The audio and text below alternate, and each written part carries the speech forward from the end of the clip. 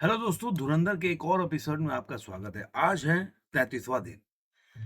तो जहाँ पे हमने छोड़ के गए थे कि 31 दिन में जो मूवी का कलेक्शन है वो कितना है ट्रेड के हिसाब से और प्रोड्यूसर के फिगर दोनों के हिसाब से मैंने आपको बताया था।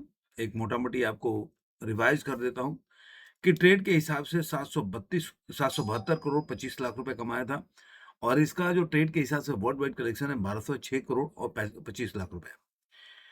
और इसी तरह अगर देखेंगे कि इसने प्रोड्यूसर के फिगर कितना है तो 13 करोड़ 50 लाख रुपए कमाया था अपने 31वें दिन में, तो 820 करोड़ 30 लाख रुपया और 968 करोड़ इसका ग्रॉस था। 272 करोड़ जहाँ पे वो 280 बता रहे थे और 272 करोड़ इसने ओवरसीज से कमाया था, तो 1240 करोड़ के आसपास ये वर्ल्ड वाइड कलेक्शन किया था। अब आते हैं 32वें दिन। तो 32वें दिन में काफ़ी ड्रॉप देखने को मिलेगा। अगर आपने देखेंगे तो मतलब 60% का ड्रॉप आपको देखने को मिलेगा।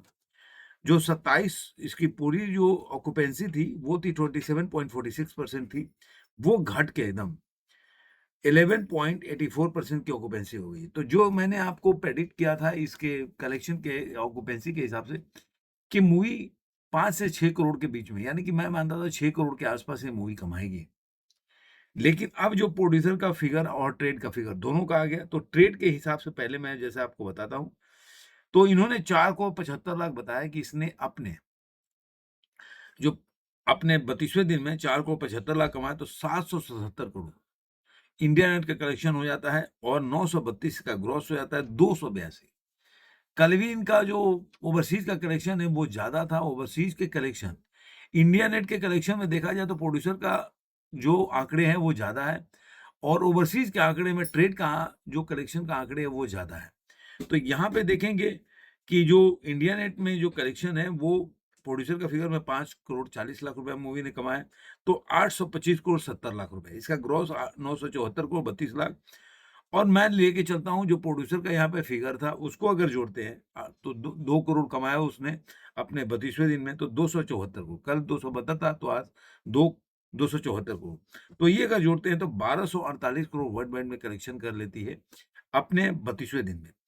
अगर ओवरसीज़ के कलेक्शन जो इनके कलेक्शन में जोड़े, जो 974 करोड़ 32 लाख रुपया है जो कि ग्रॉस है, तो उसमें अगर ओवरसीज़ का कलेक्शन जो ट्रेड ने दिया है उसको जोड़ते हैं 282 करोड़, तो ये 1200 तो ये हो जाता है 1256 करोड़ के आसपास। यानी कि 1248 और 1256 मतलब 8 करोड़ का अंतर है ओवरसीज़ के कलेक्शन की वजह से प्रोड्यूसर के फिगर में ही।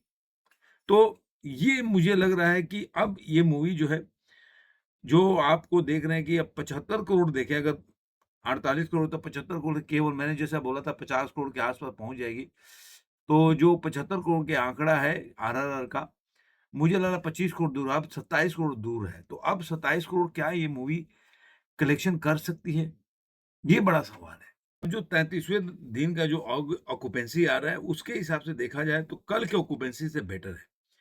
कल जो मॉर्निंग की ऑक्यूपेंसी थी, वो था 6.84%, तो आज है 7.39%। आफ्टरनून की ऑक्यूपेंसी थी कल 13.09, तो अब है 13.99। ऐसे ही आप देखेंगे कि जो इवनिंग की ऑक्यूपेंसी थी 14.41% था, तो 14.72, तो स्लाइटली बोल सकते हैं 1% के आसपास बढ़ोतरी है। तो अगर इस तरह से चलेंगे तो ट्रेड में 5.5 करोड़ का ये मूवी है। मुझे लग रहा है ट्रेड का कल फिगर आया तो 5 करोड़ या 5 करोड़ 10 लाख दे सकती है, 5.5 करोड़ दे सकती है। तो मोटा-मोटी 5 करोड़ मान के चलते हैं। तो जो 777 है, वो ये हो जाएगा 782 करोड़ के आसपास। और यही अगर 5 करोड़ 6 करोड़ जोड़ लें प्रोड्यूसर के फिगर के हिसाब से, तो ये 831 करोड़ के आसपास पहुँच जाएगा। तो जो मैंने जो सवाल पूछा था कि आप बताइएगा कि कौन-सी ऐसी मूवी है इंडिया नेट में जिसने 830 करोड़ के आसपास कलेक्शन किया था? तो कितने लोगों ने कमेंट करके बताया? मुझे लग रहा है कि मैं बता देता हूँ, पुष्पा जो 2 है हिंदी में उसने 836 करोड़ के आसपास मूवी ने कलेक्शन किया था। अब उसके बाद धुरंधर है 825 करोड़ के आसपास।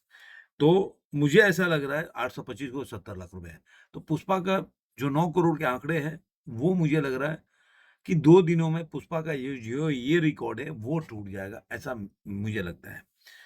तो ओवरऑल देखा जाए तो धुरंधर अभी भी चल रही है और मुझे लग रहा है कि अब इसका जो है, अगर वीकेंड आएगा, वीकडेज़ जो आप मान लीजिए कि अगर उस समय से देखा जाए ट्यूसडे है, वेडनेसडे और थर्सडे और फ्राइडे। तो 2 दिनों के बाद इसके मुझे लग रहा है थोड़ा-मोड़ा स्लाइटली अगर देखा जाए तो ये इसका बॉक्स ऑफिस कलेक्शन थोड़ा-सा जंप होगा। क्योंकि अब उतना जंप नहीं होगा। क्यों? उसका वजह ये है कि मूवी जो है ओटीटी पे रिलीज़ होने वाली है। तो अब लास्ट मोमेंट में कोई अगर पहले से अनाउंसमेंट हो गया ना कि एक तरह से खबरें आने लगी कि अनाउंसमेंट क्या खबरें आने लगी कि ये जनवरी 30 को ये ओटीटी नेटफ्लिक्स पे आ जाएगी। तो अब जो लोग ये न न्यूज़ को जानते होंगे, मान लीजिए कि अगर नहीं जानते होंगे तब तो देखने जाएँगे। लेकिन जो लोग जानते होंगे, तो मुझे लग रहा है कि उसकी वजह से थोड़ा इसके बॉक्स ऑफिस कलेक्शन ऑक्यूपेंसी में कमी आएगी, ऐसा मुझे अंदाज़ लग रहा है। जिसकी वजह से उस तरह ये जंप नहीं लेगी। अगर शायद अगर इसका डिसाइड नहीं होगा, लोगों को पता नहीं होता कि कब ये आएगी, तो मुझे लग रहा है ज़्यादा क्योंकि आजकल न्यूज़पेपर लोग पढ़ते हैं और 1-2 न्यूज़पेपर में निकाल दिया था कि ये मूवी जो है ओटीटी पे 30 जनवरी को आ सकती है, आए या ना आए। लेकिन वो बाद में कन्फर्मेशन भी बोल देते हैं कि भाई कोई कन्फर्मेशन नहीं है। तो हम भी इसीलिए उसी हिसाब से बोल देते हैं। फिर भी कुछ परसेंट तो लोग ज़रूर बोलेंगे चलो देखते हैं 30 जनवरी को आएगा तो देख लेंगे। तो उसकी वज़ह से मुझे लग रहा है कि जंप तो आएगी लेकिन उस तरह जंप नहीं आएगी जो अभी पिछले जो लास्ट जो वीकेंड में जो जंप हुआ और रिकॉर्ड बनाया, उस तरह का जंप तो नहीं मिलेगा। तो उम्मीद करता हूँ कि पिक्चर अभी भी मतलब इस वीकेंड में कम से कम अच्छा कमाई करके जाएगी, ऐसा मुझे लग रहा है।